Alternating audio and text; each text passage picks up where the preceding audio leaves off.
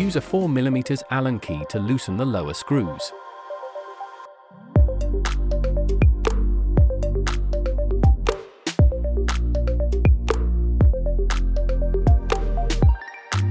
Hit the heads of the screws using a plastic hammer to detach the compression rod and cartridge from the lower.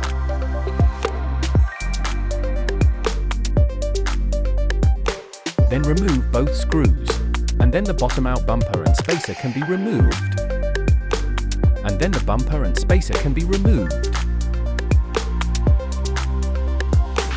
Use the RST Special Wrench to remove the preload adjuster.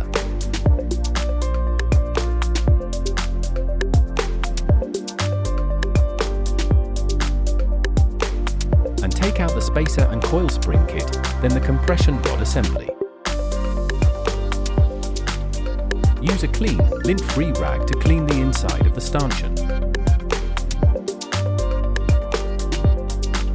Use a small flat screwdriver to remove the lockout knob. And take out the small steel balls and springs. Then use a 28mm flat ground socket to remove the lockout cartridge.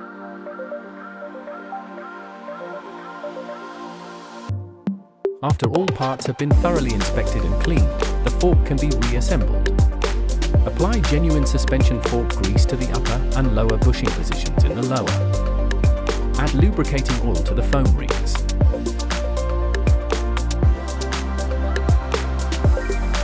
Apply grease to the bumper of the compression rod assembly and insert it into the spring side stanchion.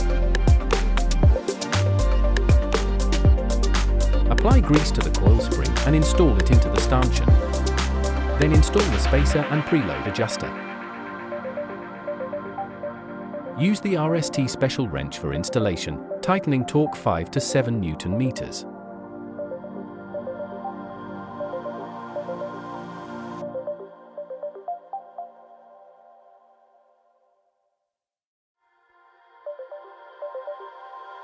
Install the cartridge after applying a liberal amount of grease onto the cartridge rod and main seal. Use a 28mm flat ground socket to assemble the cartridge with a torque value of 10 to 13 Nm.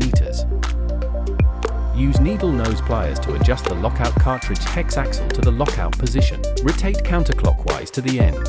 Install the bumper and then apply grease on the surface and contact surface and the bumper and plastic spacer before installing it so parts stay put. Assemble the lower. Then apply a small amount of Loctite 243 thread locker to the threads of the lower screw cartridge side. Use the 4mm Allen key to tighten the lower screw to a torque of 5 to 7 Nm.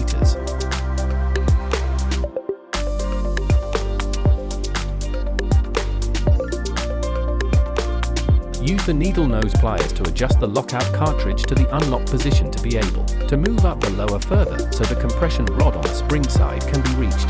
Then apply a small amount of Loctite 243 thread locker on the threads of the spring side lower screw. Use the 4mm Allen key to tighten the lower screw to a torque of 5 to 7 Nm.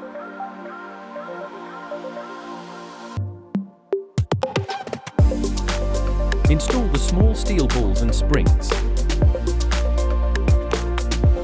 Use needle nose pliers to unlock the cartridge, rotating the axle counterclockwise to the end. And align the lockout knob with the hexagonal axis to point in the direction of riding lockout position. Check if the knob can be rotated clockwise 180 degrees so the fork can be fully unlocked.